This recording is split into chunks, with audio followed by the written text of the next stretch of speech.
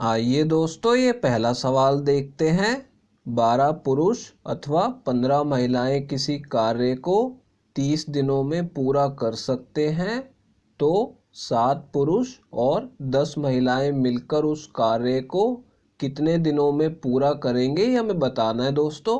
देखिए दोस्तों, इस सवाल में क्या बोला जा रहा है कि 12 पुरुष अथवा 15 महिलाएं किसी कार्य को 30 दिनों में पूरा कर सकते हैं। इसका मतलब क्या हुआ, यहाँ पे देखिए अथवा दिया हुआ है, ये आपको ध्यान देना है। मतलब कि 12 पुरुष कार्य करेंगे तो भी कार्य 30 दिनों में पूरा हो जाएगा, अथवा यानी या फिर 15 महिलाएं कार्य करेंगी तो भी कार्य 30 दिनों में पूरा हो जाएगा। ठीक है, इसका मतलब क्या हुआ, 12 पुरुषों की और 15 महिलाओं की कार्य क्षमता बराबर है। ठीक है, तो इसको हम इस तरीके से लिख लेंगे। देखिए 12 पुरुषों की बात हो रही है तो पुरुष की जगह मैं P लिख दूंगा। ठीक है, 12 पुरुष या फिर 15 महिलाएं। ठीक है, तो यहाँ पे 15 M लिख दूंगा। ठीक है, इनकी कार्य क्षमता बराबर है इसलिए मैं बीच में बराबर का निशान लगा दूंगा। अब देखिए एक पुरुष की कार्य क्षमता कितनी आ जाएगी, यहाँ पे देखिए, यहाँ पे हम P लिख देंगे और यहाँ पे जो M है इसे भाग में ले आएंगे। ठीक है, इस तरीके से हम इसे निकालेंगे तो देखिए जो 12 है ये नीचे भाग में चला जाएगा 15 के नीचे। अब देखिए 15/12 आ गया। अब इन दोनों को हम 3 से काट लेंगे तो हमें कार्य क्षमता पता लग जाएगी। तो देखिए इन दोनों को 3 से काटेंगे तो कितना आ जाएगा, यहाँ पे 5 आ जाएगा ऊपर, और नीचे यहाँ पे 3 से काटेंगे तो 4 आ जाएगा। ठीक है, यानी कि एक पुरुष की कार्य क्षमता 5 है तो उसकी तुलना में एक महिला की कार्य क्षमता 4 है। ठीक है, तो इस तरीके से पहले हम कार्य क्षमता का अनुपात निकाल लेंगे। अब देखिए दोस्तों, सवाल में क्या बोला जा रहा है कि 7 पुरुष और 10 महिलाएं मिलकर उस कार्य को कितने दिनों में पूरा करेंगे।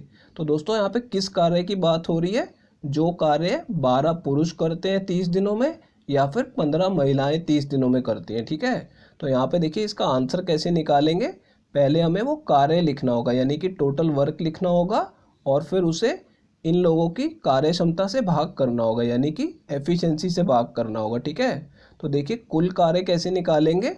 अगर 12 पुरुष कार्य करें तो कार्य 30 दिनों में पूरा हो जाता है। ठीक है, तो मैं यहाँ पे लिख दूंगा कि अगर 12 पुरुष कार्य करते हैं यानी कि 12P, तो कार्य 30 दिनों में पूरा हो जाता है, इसलिए मैं इसे 30 से गुणा कर दूंगा। ठीक है, अब देखिए नीचे हमें कार्य क्षमता से भाग करना है, तो किसकी कार्य क्षमता, जो लोग कार्य करने वाले, यानी कि 7 पुरुष और 10 महिलाएं मिलकर कार्य करने वाले हैं। तो यहाँ पे देखिए इसे कैसे लिखेंगे, 7 पुरुष है तो 7P लिख दूंगा मैं, और जमा में 10 महिलाएं कार्य कर रही है तो 10M लिख दूंगा। ठीक है, अब देखिए दोस्तों, यहाँ पे हमें P और M की वैल्यू डालनी होगी जो हमने पहले से ही ऊपर निकाली हुई है। P की वैल्यू 5 है और M की वैल्यू 4 है। ठीक है, तो देखिए इसे सॉल्व कैसे करेंगे ये आपको ध्यान से देखना है।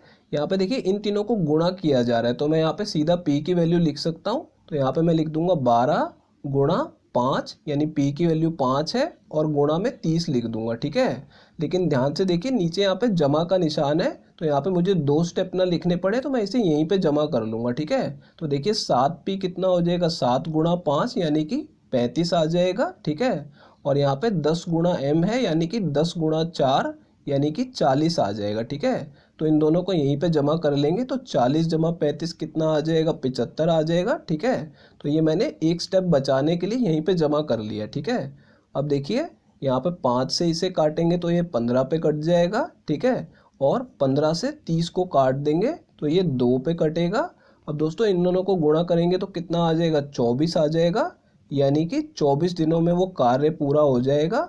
तो दोस्तों देखिए ये हमारा इस सवाल का आंसर आ गया है। तो देखिए दोस्तों कौन सा ऑप्शन करेक्ट है, ये तीसरा ऑप्शन करेक्ट है। आइए दोस्तों ये अगला सवाल देखते हैं। ए की कार्य क्षमता B से दोगुनी और C से तिगुनी है। यदि A और B मिलकर किसी कार्य को 8 दिनों में पूरा कर सकते हैं, तो C अकेला उस कार्य को कितने दिनों में पूरा करेगा, ये हमें बताना है दोस्तों। देखिए दोस्तों, इस सवाल में क्या बोला जा रहा है कि A की कार्य क्षमता B से दोगुनी है और C से तिगुनी है। तो पहले हमें क्या करना होगा, तीनों की कार्य क्षमता का अनुपात निकाल लेंगे। तो देखिए यहाँ पे A, B और C तीनों का नाम लिख देता हूँ। अब देखिए दोस्तों यहाँ पे क्या बोला जा रहा है कि B से दोगुनी है और C से तिगुनी है। तो इसमें आप क्या ट्रिक लगाएंगे, यहाँ पे पहले 2 का और 3 का गुणा कर लेंगे तो 2 गुणा 3 कितना आ जाएगा, 6 आ जाएगा। तो A की कार्य क्षमता को हमें सीधा 6 मान लेना है। ठीक है, अब देखिए b से दोगुनी है तो 6 किसका दोगुना होता है, 6 जो है 3 का दोगुना होता है, ठीक है। और c से तिगुनी है तो 6 किसका तिगुना होता है, 2 का तिगुना होता है, ठीक है। तो इस तरीके से हम b और c की कार्य क्षमता भी निकाल लेंगे। अब देखिए तीनों को अनुपात में ले लेते हैं तो इसको एफिशिएंसी बोलते हैं कार्य क्षमता को। तो यहाँ पे मैं लिख देता हूँ एफिशिएंसी। अब देखिए इसका मतलब क्या है कि a एक दिन में 6 यूनिट कार्य करता है तो b 3 यूनिट कार्य करता है और c 2 यूनिट कार्य करता है, ठीक है। तो देखिए यहाँ क्या बोला जा रहा है कि a और b मिलकर किसी कार्य को 8 दिनों में पूरा कर सकते हैं। तो यहाँ पे अगर a और b मिलकर कार्य करेंगे तो एक दिन में कितना कार्य करेंगे, 6 जमा 3 यानी 9 यूनिट कार्य करेंगे, ठीक है। तो इन्होंने कुल कार्य कितना किया, तो यहाँ पे पहले हम टोटल वर्क निकाल लेंगे। तो यहाँ पे देखिए एक दिन में 9 यूनिट कार्य करते हैं तो 8 दिन में कितना करेंगे, इसको 8 से गुणा कर देंगे, ठीक है। तो यहाँ पे कितना आ जाएगा, 8 × 72 आ जाएगा, यानी कि इन्होंने कुल कार्य कितना किया है, 72 यूनिट किया है। अब देखिए दोस्तों सवाल में क्या पूछा जा रहा है कि सी अकेला उस कार्य को कितने दिनों में पूरा करेगा। तो सी को कौन सा कार्य करना है, ये जो कुल कार्य हमने निकाला है ये सी को अकेले करना है, ठीक है। तो यहाँ पे देखिए कैसे पता लगाएंगे, तो यहाँ पे पहले हम कुल कार्य को लिख लेंगे और इसको सी की कार्य क्षमता से भाग कर देंगे, ठीक है। तो सी की कार्य क्षमता हमने कितनी निकाली है, 2 यूनिट निकाली है। तो यहाँ पे इसे 2 से भाग कर देंगे तो 2 से जब इसे काटेंगे तो दोस्तों ये 36 पे कट जाएगा, ठीक है। यानी कि सी अकेला इस कार्य को 36 दिनों में पूरा कर लेगा। तो दोस्तों ये हमारा इस सवाल का आंसर आ गया है। देखिए दोस्तों कौन सा ऑप्शन करेक्ट है, ये दूसरा ऑप्शन करेक्ट है। आइए दोस्तों ये अगला सवाल देखते हैं। ए की कार्य क्षमता बी से 20% कम है। यदि दोनों मिलकर किसी कार्य को 12 दिनों में पूरा कर सकते हैं तो ए अकेला उस कार्य को कितने दिनों में पूरा करेगा, ये हमें बताना है दोस्तों।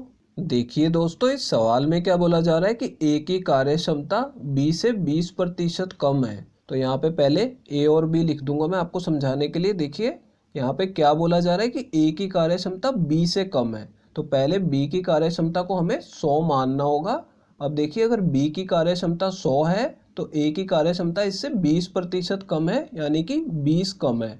तो इससे 20 कम कितना हो जाएगा, 80 हो जाएगा, ठीक है। अब इन दोनों को अनुपात में ले लेंगे। अब देखिए इन दोनों को 20 से काटा जा सकता है तो इसे काट के छोटा कर लेंगे। इसे 20 से काटेंगे तो 4 आ जाएगा और इसे 20 से काटेंगे तो 5 आ जाएगा, ठीक है। यानी कि ए की कार्य क्षमता कितनी है, 4 है और बी की कार्य क्षमता 5 है। अब देखिए दोस्तों आगे क्या बोला जा रहा है कि दोनों मिलकर किसी कार्य को 12 दिनों में पूरा कर सकते हैं। तो यहाँ पे देखिए यहाँ पे ए जो है एक दिन में 4 यूनिट कार्य करता है और बी 5 यूनिट कार्य करता है। अगर दोनों मिलकर करेंगे तो कितना आ जाएगा, 9 आ जाएगा। 4 और 5 को जमा कर देंगे, ठीक है।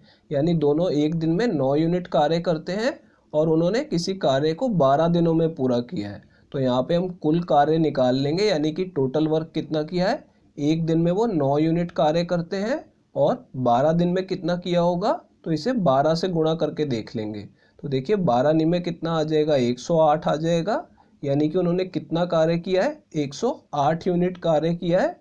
अब क्या बोल रहा है कि ए अकेला उस कार्य को कितने दिनों में पूरा करेगा, यानी कि ये जो 108 यूनिट कार्य है अब ये ए को अकेले पूरा करना है। तो इसके लिए देखिए क्या करेंगे, कुल कार्य है 108 और ए की कार्य क्षमता कितनी है, 4 है, ठीक है। तो यहाँ पे इसे 4 से भाग कर देंगे, यानी कि कुल कार्य को हमने ए की कार्य क्षमता से भाग कर लिया। अब देखिए 4 से इसे काटेंगे तो पहले 2 पे कटेगा और फिर 2 शेष बचेगा तो 28 हो जाएगा। 28 को 4 से काटेंगे तो 7 पे कट जाएगा, ठीक है। तो यहाँ पे देखिए कितना आंसर आ जाएगा कि ए अकेला उस कार्य को 27 दिनों में पूरा कर लेगा। तो दोस्तों ये हमारा इस सवाल का आंसर आ गया है, ये चौथा ऑप्शन करेक्ट है। दोस्तों अगर ये वीडियो आपको पसंद आई हो तो इसे लाइक कर दीजिए और दोस्तों अगर आप लोग चैनल पे नए हैं तो चैनल को सब्सक्राइब जरूर कर लीजिएगा और दोस्तों नोटिफिकेशन बेल को दबाना बिल्कुल मत भूलिएगा। तो दोस्तों इस वीडियो को यहीं ख़त्म करेंगे, आपसे मिलते हैं अब अगली वीडियो में।